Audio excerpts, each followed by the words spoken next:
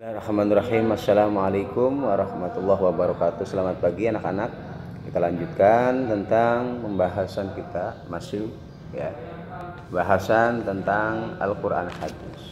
Pada halaman 9 masih tentang isi kandungan surat Ad-Duha. Ya. Sebelum turunnya surat Ad-Duha, Rasulullah SAW begitu gelisah karena sudah beberapa lama Allah Subhanahu wa taala tidak menurunkan wahyu kepada beliau. Rasulullah SAW merasa takut akan ditinggalkan oleh Allah Subhanahu wa taala dan beliau merasa sedih hingga akhirnya turunlah surat Ad-Duha ini. Ya, bismillahirrahmanirrahim. Wad-duha. Ya, wad-duha yang artinya adalah demi waktu duha, yaitu waktu ketika matahari naik sepenggalah, waktu di mana kita disunahkan untuk melaksanakan sholat duha, sholat yang memiliki keutamaan begitu luar biasa, diantaranya la faqra ma'ad duha, tidak ada kefakiran bagi orang yang selalu merutini, selalu istiqomah, selalu mendawami melaksanakan sholat sunnah duha. Ya, maka orang tersebut akan terlalu diberikan kecukupan oleh Allah Subhanahu wa taala selama hidupnya. Maka agar kita selalu diberikan rezeki yang lancar oleh Allah, orang tua kita rezekinya diberikan kelancaran, dan juga yang paling terpenting ada diberikan kesehatan oleh Allah Subhanahu wa taala. Jangan lupa setiap pagi kita disunahkan untuk melaksanakan sholat duha, karena dengan melaksanakan sholat duha diantaranya kita telah mensedekahkan seluruh sendi-sendi yang ada di tubuh kita yang jumlahnya 300 lebih. Persendian-persendian yang ada di tubuh kita itu semua satu nikmat yang Allah berikan kepada kita, sehingga dengan sendi-sendi tersebut kita bisa menggerakkan seluruh anggota tubuh kita. Nah, salah satu rasa syukur kita adalah dengan mensedekahi sendi-sendi yang ada di tubuh kita, minimal dengan melaksanakan sholat duha 2 rakaat. Itu diantara daripada keutamaan dan fadilah daripada sholat duha. Wad-duha, demi waktu duha. Ayat ini menunjukkan makna sumpah yang diucapkan oleh Allah Subhanahu wa taala akan waktu duha. Ya. Mengapa waktu duha? Ya, karena waktu duha berarti waktu di mana matahari naik sepenggalah, saat di mana cahaya matahari memancar menerangi seluruh penjuru. Panasnya juga tidak terlalu terik, bahkan memberikan kesegaran, kenyamanan dan kesehatan. Ya, matahari tidak membedakan antara lokasi dengan lokasi lainnya. Kalaupun ada yang tidak disentuh, ini bukan berarti cahayanya, melainkan karena tertutup oleh sesuatu. Nah, disinilah Allah Subhanahu wa taala menggambarkan kehadiran wahyu yang selama ini diterima Nabi Muhammad SAW sebagai kehadiran cahaya matahari yang sinarnya demikian jelas, menyegarkan dan menyenangkan. Pada saat inilah manusia dan makhluk lainnya berlomba-lomba mencari rezeki Allah Subhanahu wa taala, yaitu waktu duha. Matahari ketika keluar di waktu duha itu adalah matahari yang sehat, apalagi dalam kondisi seperti sekarang ini. Ya, pandemi 19, kita dianjurkan untuk jemur pagi, ya, karena matahari pagi itu membawa energi peningkatan imun di tubuh kita. Ya, waktu yang Allah bersumpah deminya, ini menunjukkan betapa pentingnya waktu. Ya, Allah banyak di dalam firman-Nya bersumpah dengan waktu. Wal fajri wal layalil, kemudian wal asri wad duha. Ya, ada apa? Ya, Allah Subhanahu wa taala sering bersumpah dengan waktu. Ya, Ternyata waktu itu merupakan satu hal yang sangat penting bagi kehidupan manusia. Maka bagi dia yang tidak bisa memanfaatkan waktu dengan sebaik-baiknya, perhatikan.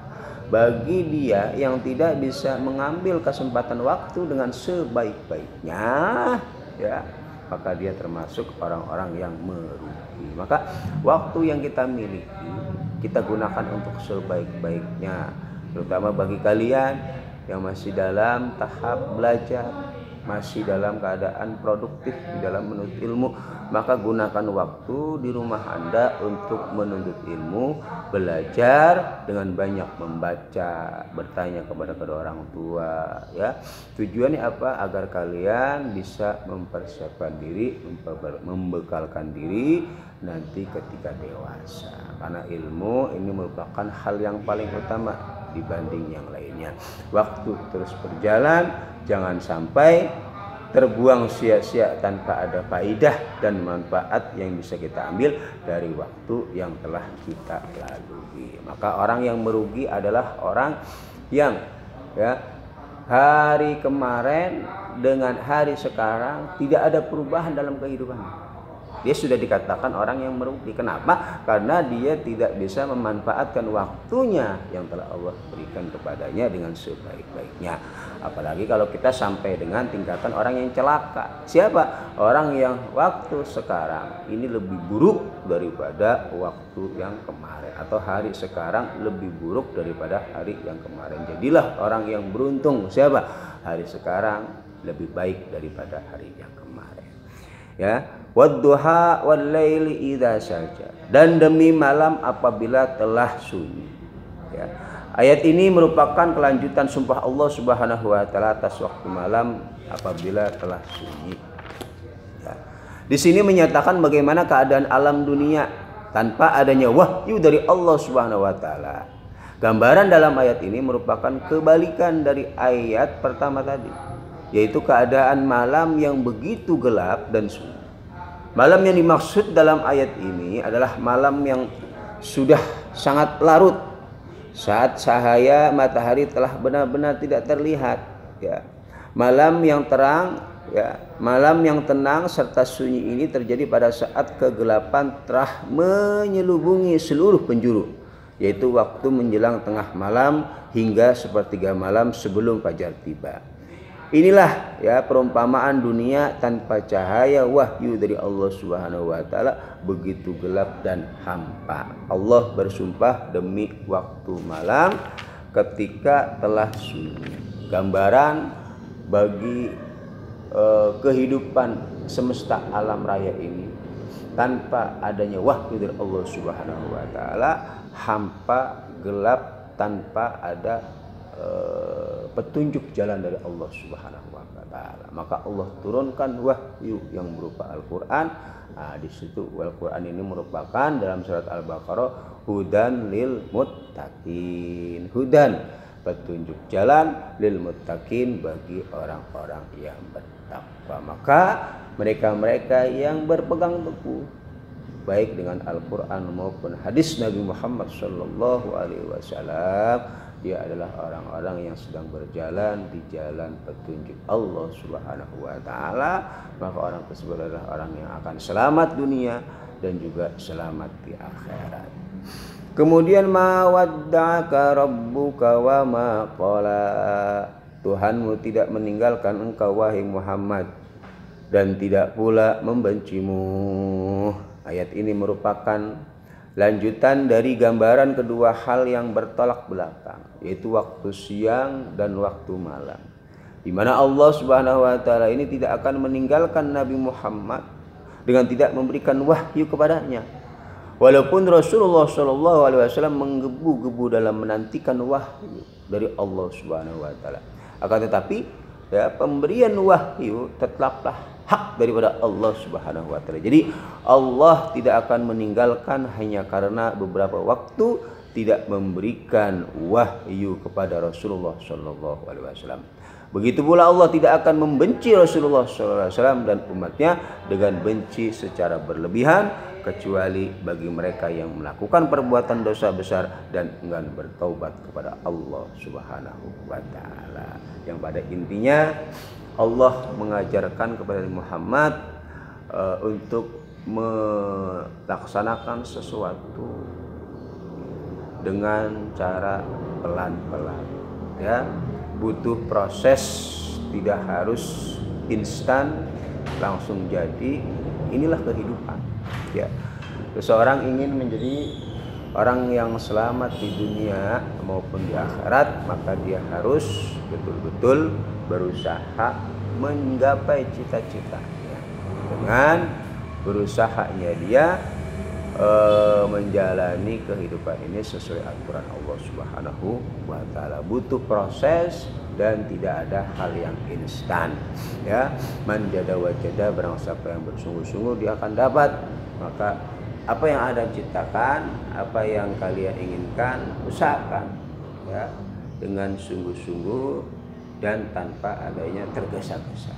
Semua butuh proses, semua butuh waktu untuk menggapai cita-cita tersebut. Al-ajru biqadri ta'ab. Balasan hasil ini tergantung daripada lelahnya kita di dalam berusaha untuk menggapai cita-cita tersebut. Kemudian walal akhiratu khairul laka minal ula wala sawfa yu'tika rabbuka fatarda. Dan sungguh yang kemudian itu lebih baik bagimu daripada yang permulaan. Dan sungguh kelak Tuhanmu pasti memberikan karunia-Nya kepadamu sehingga engkau menjadi puas. Nah, pada ayat keempat dan kelima Allah Subhanahu wa taala bersumpah bahwa kehidupan akhirat, yakni masa datang, lebih baik bagimu wahai Nabi Muhammad SAW daripada permulaan, yakni masa dunia. Kelak di hari kemudian dan dalam kehidupan ini Allah Subhanahu wa taala pemelihara dan pembimbingmu pasti akan terus-menerus memberimu berbagai karunia sampai engkau puas.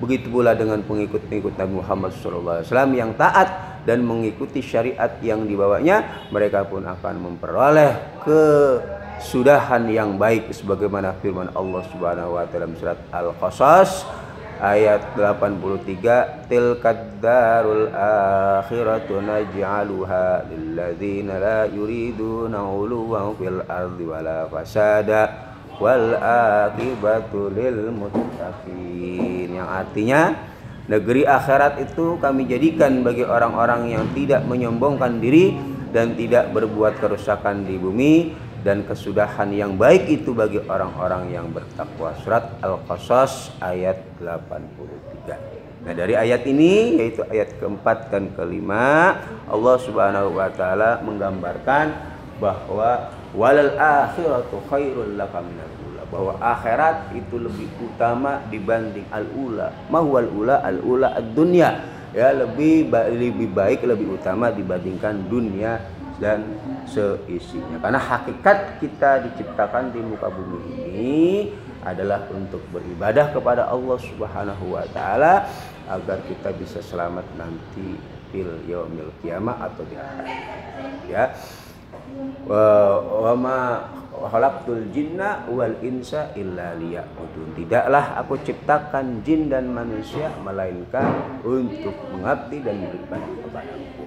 Jadi gunakan atau jadikan dunia ini sebagai ladang, sebagai media kita untuk menuju Allah Subhanahu wa taala agar kita bisa selamat di akhirat. Carilah dunia sebanyak-banyaknya, ya. Tapi kalau dunia tersebut membuat kita semakin dekat kepada Allah Subhanahu wa taala. Tapi kalau dunia yang kita cari, ya, malah membuat kita semakin jauh kepada Allah Subhanahu wa taala, maka tinggalkan dunia tersebut, karena dunia tersebut tidak akan membawa manfaat kepada kita, terutama di akhirat nanti. Karena walal akhiratu khairul laka minal ula, bahwa hari akhirat atau akhirat itu lebih utama dibanding dengan dunia. Nah, ya, dari keterangan yang telah Bapak sampaikan tadi, uraian yang Bapak sampaikan tadi, kalian bisa melanjutkan di dalam tulisan, ya, dari halaman 11 ya, sampai dengan halaman 12. Dari mulai dalam rangka perlindungan itu Allah membebaskan Rasulullah Shallallahu Alaihi Wasallam sampai dengan ya